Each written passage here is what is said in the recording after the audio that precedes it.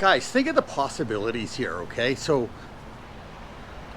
a laundromat at the grocery chain, okay? So, you know, the wife goes in and does groceries, right? These continental stores, some of them can be very large. And the husband stays down and does laundry, or vice versa. Remember, we are equal opportunists.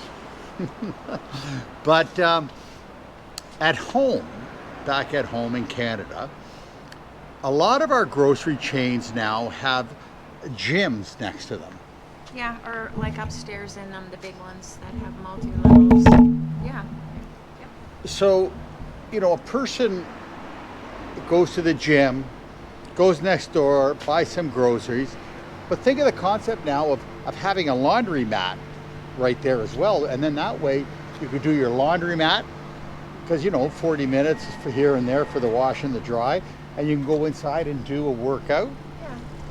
And you can get some groceries all at the same spot. I don't know, I think that's a great idea. I've never seen it yet at home. I've never seen a laundromat in a grocery store, but I find that pretty genius. Yeah.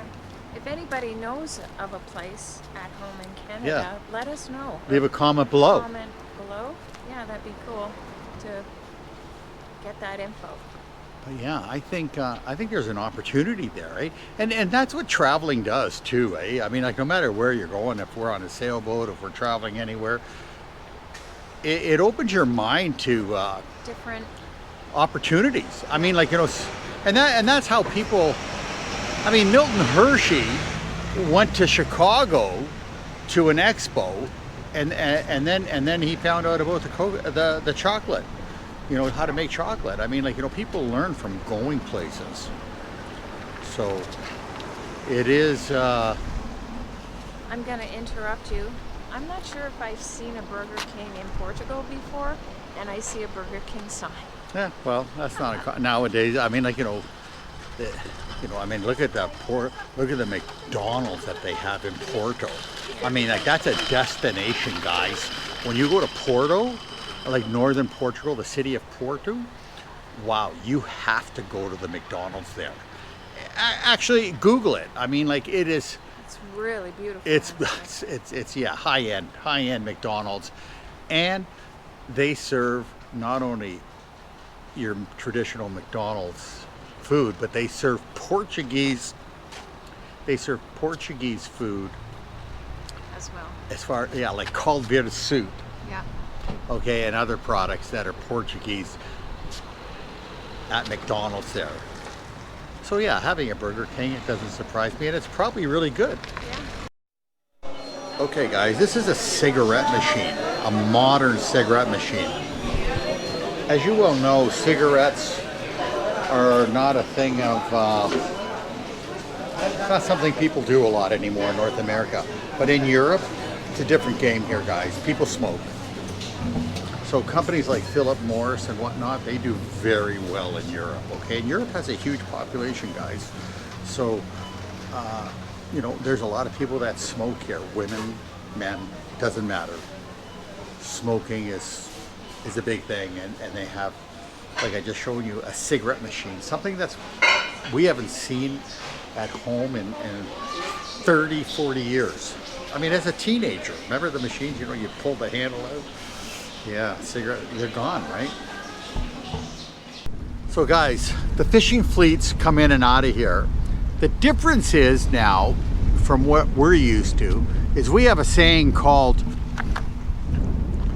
right red returning. Okay, so our markers, if we were returning, the red would be on our right, which would be on our starboard side when we return into a harbor. But we're on this side of the ocean, and the flow of water is different here, so the markers are in reverse. So now you want the green on your starboard side as you're coming into a harbor.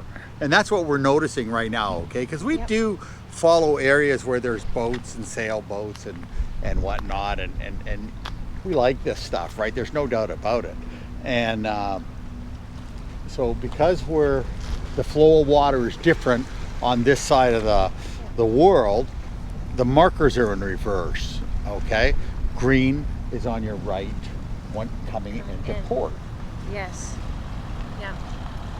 Actually, I think I see a red line right there. Way up there.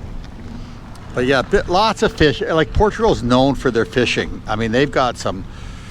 Every town along the coast is fishing. Look, this is a nice boat. Look at all the seagulls or birds. I don't know what kind they are. Yeah, whatever.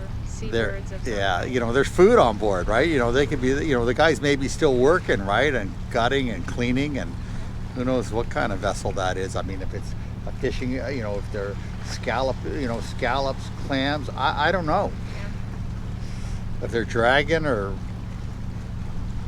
I don't have that. Shellfish, fish, or what? Yeah, that's a nice boat though, eh? Looks pretty sturdy. They got the big cranes though, so I'm gonna say they're netting Yeah.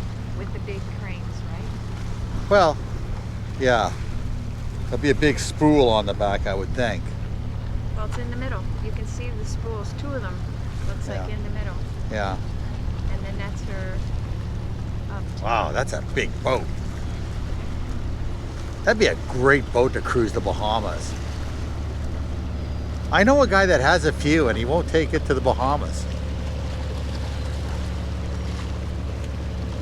Maybe we can talk him into it. Many of the towns around Portugal, all of the walkways and roads are all little stones fitted together, and the patterns are so beautiful. This town, a lot of the main walkways, their theme is it's obviously a big fishing area, and I'm gonna say they must be famous for lobstering as well. The only reason I'm saying that is because I'm seeing lobster decor on the sidewalks everywhere. So that brings me to believe that at one point, maybe they still are big lobstering community here.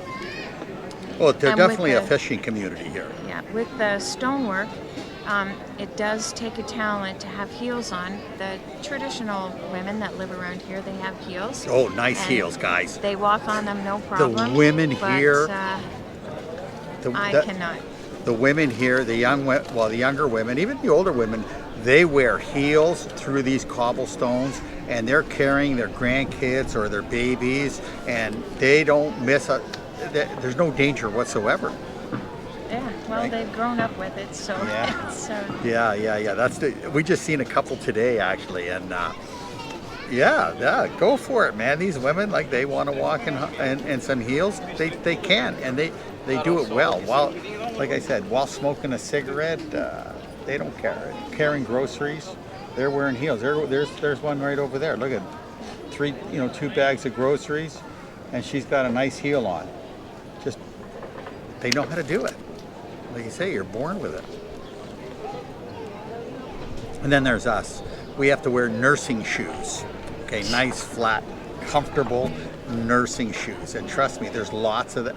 If you want to be comfortable in Portugal, those are the best type of shoes to wear here. Yeah. Right? I mean, although this area here is pretty flat, running shoes. Portugal generally is on a hill, okay? Everything's on a hill. Very. You're walking down the hill, you're walking up the hill. So you need to be comfortable. And don't get me wrong, guys, we can't hit every town in Portugal, but all along the southern coast here, from Lagos to Vila Real, Santo Antonio, there are other towns. Lots of them. Okay, Monte Gordo and Albufeira, Portimão, oh, and these Faro. they're all tourist traps. Okay, I'm gonna call them tourist traps because they are. I mean, like, they're tourist traps. I mean, because they bring the people for the beaches and the sunshine, and it's beautiful out today, beautiful. But this is loaded. Anywhere along here, you're gonna have a good time. You're gonna get some great Portuguese culture and food and whatnot. So if you want to, if not, you can eat at the North Korean restaurant or the Indian restaurant or whatever type. Whatever you're comfortable Whatever with, you but if do. you want to experiment, Yeah. it's great. I have to admit, Portuguese food is really, really good. Sandy is very happy when she's sitting at the restaurant and eating. Even this morning at breakfast, it was just amazing. And she's just happy. You can just tell she's glowing. She likes to have her belly filled. And you know what? She's in great shape, okay? She's one of these people that can eat whatever they want and still stay in great shape. And she's very fortunate, but she is very happy. If you want to get to her heart, feed her. My age and my size, I've always been a pretty big eater. And She's like a man. yeah, a lot of my portions are bigger than John's. And when we were first dating, like I would scarf down way more food than he could. Like you take her to the buffet and they're liable to kick her out. Not really. I've actually learned at buffets now not to eat to make myself like so uncomfortable. Because it is, like when you go to a buffet and you overdo it, you feel so bad. It's true. It's like drinking too much. Like, ugh. Yeah.